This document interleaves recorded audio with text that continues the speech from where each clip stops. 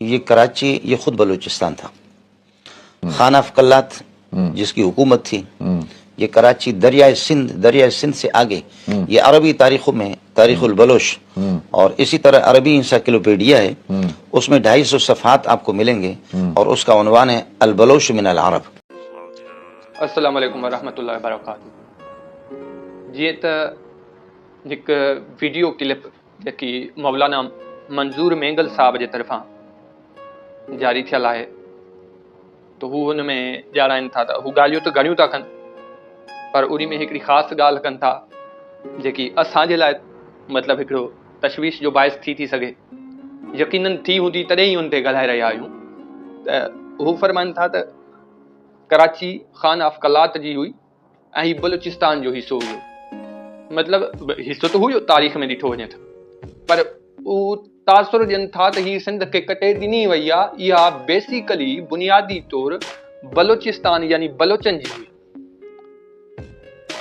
इन खां पहिरियों हिकिड़ो अर्ज़ु त असां वटि जेके बि हिन मुमलिकत ख़ुदादाद में 4-5 वॾियूं क़ौमूं आहिनि, जंहिंमें सिंधी, बलोच, पंजाबी, पख्तून ऐं कश्मीरी ॿाहिरि आहिनि, त इन्हीअ में हर क़ौम जा जेके बि फ़र्द आहिनि उहे पहिरें पंहिंजी क़ौमियत जा आहिनि, उन खां पोइ उहे ॿिए नज़रिए जा आहिनि। मतिलबु जेकॾहिं को पंजाबी आहे, जेकॾहिं को पंजाबी मार्क्सवादी आहे, सोशलिस्ट, त उहो सभ खां पहिरें पंजाबी आहे, उन खां पोइ उहो मार्क्सवादी आहे। उतां जो पंजाबी जेकॾहिं को कम्युनिस्ट आहे त उहो कम्युनिस्ट पोइ आहे, पहिरें कम्युनिस्ट खां पहिरें उहो पंजाबी आहे। जेकॾहिं उहो लिबरल आहे त पहिरें उहो पंजाबी आहे, पोइ लिबरल आहे। जेकॾहिं उतां को एथियस्ट आहे, मुलिद आहे, त पहिरें वरी बि उहो पंजाबी आहे।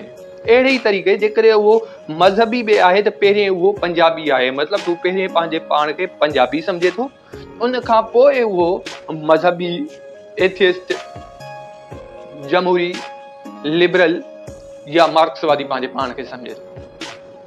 अहिड़ी तरह जेको हिन मुमलिकत ख़ुदादाद में मज़हबी मुजाहिद तौरु तसवुरु कया था वञनि असांजा पख्तून भाइर, उहे बि मज़हबी बाद में आहिनि, पहिरें पंहिंजे पाण खे पठान था सम्झनि। लिबरल बाद में आहिनि, पहिरें पंहिंजे पाण खे पठान था सम्झनि। एथियस्ट बाद में आहिनि, पहिरें पंहिंजे पाण खे पठान था सम्झनि। साॻी रविश कश्मीरी, गिलगती ऐं बलोच भाइरनि में बि मौजूदु आहे, त उहे पहिरें पाण खे पंहिंजी क़ौम सां सम्झनि था। ॿी तरफ़ असां सम्झूं था त इहा शायदि असांजी बदकिस्मती आहे त सिंध जो जेको आलिम आहे उहो पंहिंजे पाण खे सिर्फ़ु मज़हबी ई सम्झे थो। उन जी नज़र में क़ौमियत जी का बि हैसियत शायदि न आहे।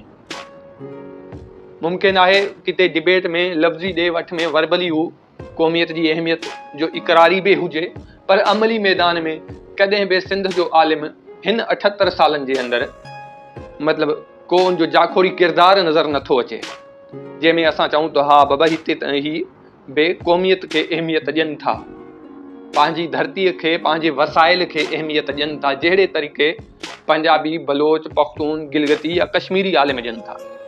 इहा शायदि असांजी बदकिस्मती रही आहे ऐं इहा ई उहा हिकु वॾनि वजूहातनि मां हिकिड़ी वजह आहे जंहिंजे करे असांजो पढ़ियो लिखियो अॼु जो नौजवान, यूनिवर्सिटियुनि जो स्टूडेंट्स जेको आहे, तालिब इल्म आहे, उहो मज़हबी धारा खां थोरो साइड थींदो थो वञे। छो त असां वटि जेको मज़हबी आलिम आहिनि, उन्हनि वटि हिन दुनिया जो को तसवुर ई मौजूदु न आहे।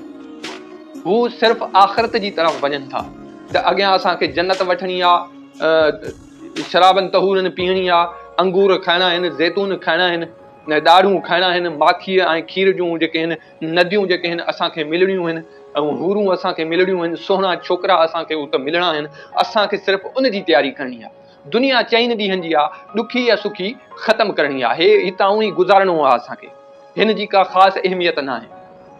ऐं इन्हीअ जे मुक़ाबले में जेके असांजूं बिरादर क़ौमूं मौजूदु आहिनि हिते पासनि में, उन्हनि वटि ॿई तसवुर मौजूदु आहिनि। जिते उन्हनि वटि आख़िरत जो तसवुर मौजूदु आहे, उते उन्हनि वटि हिन दुनिया जो तसवुर बि मौजूदु आहे। जिते हू आख़िरत जी अमली तौरु तयारी करे रहिया आहिनि, अहिड़ी तरह हू हिन दुनिया में पंहिंजे ईंदड़ नसलनि जी बका जे लाइ बि तयारी करे रहिया आहिनि।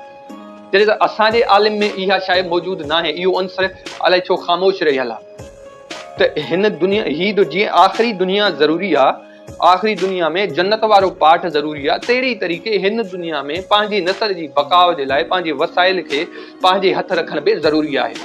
जॾहिं तव्हां वटि तव्हांजा वसीला न हूंदा त तव्हांजी ईंदड़ नसल क़ाइमु रही न सघंदी। तव्हांजी धरती तव्हांजे पेरनि हेठियां न हूंदी त तव्हां पंहिंजे पाण खे मज़बूत कीअं रखंदव? का इस्लामिक स्टेट किथे ठहंदी जॾहिं तव्हां वटि धरती ई न हूंदी? सो इहे उहे अंसर मौजूदु आहिनि जेके असां सम्झूं था त असांजे आलिम में इन शइ में कोताहियूं आहिनि। इहे जेके गस आहिनि इहे उन छॾे ॾिना आहिनि जेके छॾणु न घुरिजनि। ॿी शइ त जेको माण्हू जेको इंसानु जंहिं फील्ड जो माहिर हुजे या घटि में घटि उन फील्ड में हू रहियो हुजे, खेसि उन बाबति ॻाल्हाए थो त वेल एंड गुड। पर जेकॾहिं हिकु माण्हू हिकिड़ी फील्ड में ई न रहियो आहे, अची उन ते ॻाल्हाए त इहा मां सवाइ हिकिड़ी जख चऊं या टाइप चऊं, इन जे अलावा त कुझु नथो थी सघे। या वरी अहिड़ा माण्हू पंहिंजे पाण खे सोशल मीडिया जेकी ग्लोबल वर्ल्ड आहे, डिजिटल वर्ल्ड आहे, इन्हीअ में पंहिंजे पाण खे जीअरे रखण जे लाइ अहिड़ियूं ॻाल्हियूं बि करे था सघनि। असां वटि फ्रेंडली हिकिड़ी ॻाल्हि चई थी वञे खिल भोग में, त चाहे अॻियां न सही पोयां ई सही पर पहिरियों नंबर त खणो। मतिलबु चङो न सही बुरो थी, इस्लाही न सही तनक़ीदी सही, बहरहाल तव्हां ज़ेरे बहस रहो, माण्हुनि जी नज़र में रहो त हा फिलाणे ख़ान बि ढिमकाणे ख़ान बि जीअरो आहे जग में। जेकॾहिं हिकिड़ो क्रिकेट जो माहिर अची फुटबॉल ते ॻाल्हाए त उनखे इहो जुगाए त नथो फुटबॉल ते ॻाल्हाए। या वरी को फुटबॉल जो माहिर असां मेसी ऐं रोनाल्डो खे चऊं त तूं अची क्रिकेट पाकिस्तानी टीम जी कोचिंग संभाले, त छा उहो संभाले सघंदो? हुनजी फील्ड ई न आहे। जेकॾहिं ज़बरदस्ती उहो इन शइ में लहे थो त उहो त मतिलबु समूरी टीम जो कबाड़ो कंदो, छो त उहा हिनजी फील्ड ई न आहे। अहिड़े तरीक़े असां वसीम अकरम खे चऊं तूं वञी पाकिस्तानी हॉकी टीम खे संभाल, त यकीनन उहो कोन संभाले सघंदो, छो त हुनजी फील्ड ई न आहे।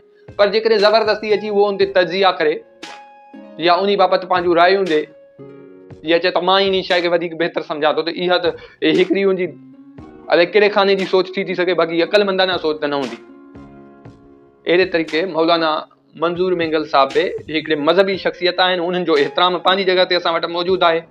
मुमकिन आहे साईं जिन जूं दीन जे लाइ ख़िदमतूं हुजनि, पर लसानियात थी वई या नसली छेद थी वियो या जियोग्राफी थी वई, इन बाबति असां इहो महसूसु कयूं था त मौलाना वटि जेको आहे उहो इल्मु अञा नाहे पहुची सघियो जो हू इन्हनि मामलनि में ॻाल्हाइनि। इंतिहाई मोज़िज़ ऐं क़ाबिल एतिराम साईं मंज़ूर मेंगल साहब खे इहो सम्झणु खपे त बलोच जेके आहिनि उहा का हिकिड़ी क़ौम नाहे। जीअं समात हिकिड़ी क़ौम आहे, जीअं बिरोही हिकिड़ी क़ौम आहे, अहिड़े तरीक़े बलोच का हिकिड़ी क़ौम नाहे। बलोच मुख़्तलिफ़ क़ौमनि जा मुख़्तलिफ़ इलाइक़नि जा माण्हू हुआ जिन गॾिजी ट्रेवल कयो, वक़्त सां लॾ पलाण कई, हिजरतूं कयूं।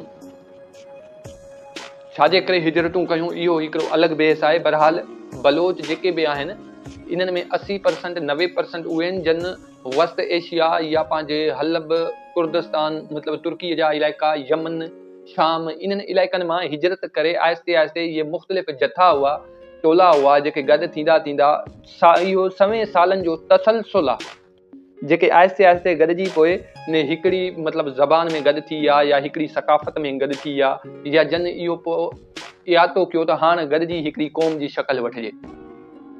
इहे 10हीं सदी या 9हीं सदी में अची हिकिड़ी क़ौम जी सूरत में आहिस्ते आहिस्ते हिकिड़ो जथे जे नमूने में गॾु थिया। क़ौमी हैसियत इन्हनि तक़रीबन 12हीं सदी या 11हीं सदी जे लॻभॻि वरिती। इन खां पहिरें बलोच नाले का क़ौम मौजूदु न हुई। जेकॾहिं आहे त को दोस्त महिरबानी करे असांखे ॾेखारे तारीख़ी हवालनि में। मुमकिन आहे हुजे जेसीं ताईं असांजो नाक़िस इल्मु कमु करे थो या जेसीं ताईं असां पंहिंजे कमज़ोर अखियुनि सां शयूं पढ़ियूं आहिनि, ॾिठियूं आहिनि, सम्झियूं आहिनि, त असांखे 9हीं या 8हीं या 10हीं सदी ताईं को मतिलबु बलोच नाले क़ौम नथी मिले। जेसीं ताईं असांजी मतिलबु ॼाण आहे उन मुताबिक़ इहे मुख़्तलिफ़ क़ौमनि जा जथा टोला हुआ जेके वक़्त जे मजबूरनि हालातनि सबबु निकिरी लॾ पलाण करण ते मजबूर थिया ऐं आहिस्ते आहिस्ते इहे अॻिते वधंदा वधंदा हिकिड़े वॾे गिरोह जी शक्ल अख़्तियार करे विया। बाक़ी जंहिं तरीक़े हू मेहरगढ़ ते मतिलबु पंहिंजे पाण खे सम्झनि था त असीं ई मेहरगढ़ जा वारिस आहियूं, त इहा बि हिकिड़ी मुग़ालते खां सवाइ ॿी का ॻाल्हि कोन्हे। इहा हिकिड़ी सियासी पॉइंट स्कोरिंग त थी सघे, पर हक़ीक़त सां जो को परे ताईं बि तक़रीबन तालुक़ न आहे। छो त जीनियाती माहिरनि जे रिपोर्टनि मुताबिक़ बलोचनि जी जेकी DNA आहे उन में अक्सरियत जेकी आहे उहा वस्त एशिया जी आहे, एशिया जे विचे मुल्कनि जी आहे तक़रीबन, या ईअं चओ सम्झो त इहा जेकी आहे तुर्की, शाम, कुर्दिस्तान, यमन, हलब, इन्हनि साइडनि जी जीनियात मिले थी, उन्हनि में DNA मिले थी। पोइ कुझु हद ताईं जेकॾहिं हितां जे माण्हुनि जी DNA या ईरान जे या सिंध जे माण्हुनि जी इन्हनि में मिले थी त उन जूं वजूहात मुख़्तलिफ़ आहिनि। छो त जीअं त मूं अर्ज़ु कयो त हीअ 7वीं 8वीं सदी खां वठी हिननि जो प्रोसेस रहियो आहे लॾ पलाण जो। 11वीं 12वीं 13वीं सदीअ ताईं इहे असां वटि पहुता आहिनि। ईरान में ऐं सिंध जे हदनि में ऐं ईरान जे हदनि में इहे तक़रीबन पहुची चुका हुया। हाणे अॼु खां जेकॾहिं हू 900 साल या 1000 साल पहिरीं खां पहुतल आहिनि त यकीनन उन्हनि जूं हिते मिटियूं माइटियूं थियूं हूंदियूं, हिते रंग नसल में उहे पलिया वॼा थिया हूंदा, पैदा थिया हूंदा, दफ़न थिया आहिनि, त उन्हनि जी जीनियात असां सां DNA मैच करणु का अचरज में विझंदड़ ॻाल्हि न आहे। जॾहिं मुख़्तलिफ़ क़ौमूं गॾिजी रहनि थियूं त उन्हनि जी DNA मिली थी वञे, या मुख़्तलिफ़ जेके बि मुल्कनि जूं सरहदूं थियनि थियूं त उन्हनि जे सरहदी जेके क़ौमूं माण्हू रहनि था, कम्यूनिटीज़ ॿिन्हिनि क़ौमनि जूं कंहिं बि मुल्क जी सरहद ते, त उन्हनि जी DNA बि पाण में मिले थी। उन्हनि जी ॿोली, सकाफ़त, तहज़ीब, रहणी करणी हार शइ हिक ॿिए सां मैच थिए थी, छो त हू ॿई हिक ॿिए सां गॾु रहनि था। अहिड़े तरीक़े बलोच भाइर बि अॼु खां 8-9 सदियूं पहिरीं हिजरत करे हिते पहुता आहिनि, त यकीनन उन्हनि जी DNA असां सां या ईरानी बाशिंदनि सां या सिंधु माथरी जे बाशिंदनि सां यकीनन मिलंदी, इन में का अचरज जहिड़ी ॻाल्हि न आहे। बाक़ी मेहरगढ़ जी जेकी हिस्ट्री आहे उहा बलोचनि न पर बिरोहियुनि जी जेकी आहे ताईद थी करे। बिरोही सिंधु माथरी जे पुराणियुनि ॿोलियुनि मंझां हिकिड़ी ॿोली आहे। दरावड़ी ॿोलियुनि जी का जेकॾहिं जीअरी शाख सही सलामत सूरत में सभिनी शाखनि जी भेट में का जीअरी आहे त उहा बिरोही ॿोली आहे। ऐं बिरोही ॿोली ई दरावड़ी ॿोली जी शाख आहे, ऐं दरावड़ी ॿोली ई हिन ख़िते जी ॿोली आहे जंहिं मां मुख़्तलिफ़ ॿोलियूं फुटी निकितियूं। रही ॻाल्हि बलोचनि जी, जेकॾहिं बलोच हितां जा आहिनि त यकीनन उन्हनि जी ॿोली बि दरावड़ी हुजणु खपे, यानी बिरोही की ॿोली हुजणु खपे। पर बिरोहियुनि ऐं बलोचनि जी ॿोलीअ में ज़मीन आसमान जो फ़र्क़ु मौजूदु आहे। जेतोणीकि उहे सवें सालनि खां वठी हिक ई इलाइक़े में रहनि था, उन जे बावजूदु अॼु ॾींहं ताईं उन्हनि जी ॿोली मिक्स नाहे थी सघी, त इहा ॻाल्हि बि उन ॻाल्हि जो सबूत आहे त बलोच ऐं बिरोही ॿ अलॻि क़ौमूं आहिनि। बिरोही हितां जी पुराणी क़ौम आहे, बलोच ॿाहिरि खां अची बाद में हिते आबाद थींदड़ क़ौम आहिनि। अहिड़े तरीक़े त हितां जा अवाइली जेके रहाकू थियनि था, जीअं सजनि था, जीअं बिरोही थी विया, या सिंध में समाट तबिको थी वियो, समाट क़ौम जेकी हुई हाणे हू पंहिंजे पाण खे सिंधी था सॾाइनि, त जीअं हितां जा अवाइली रहाकू आहिनि, अहिड़े तरीक़े बलोच हितां जो अवाइली रहाकू न आहे। बलोच हिकिड़ी बाद जी पोइ ईंदड़ जनरेशन आहे। त मौलाना मंज़ूर मेंगल साहिबु या ख़ासि करे मौलाना साहिबु जहिड़नि शख़्सियतनि खे इन्हनि मामलनि खां अवॉइड करणु खपे, छो त ही उन्हनि जी मतिलबु हिकिड़ी फील्ड बि न आहे, ऐं इन शइ सां केतिरनि ई उन्हनि जे चाहींदड़नि जी दिलि आज़ारी थिए थी।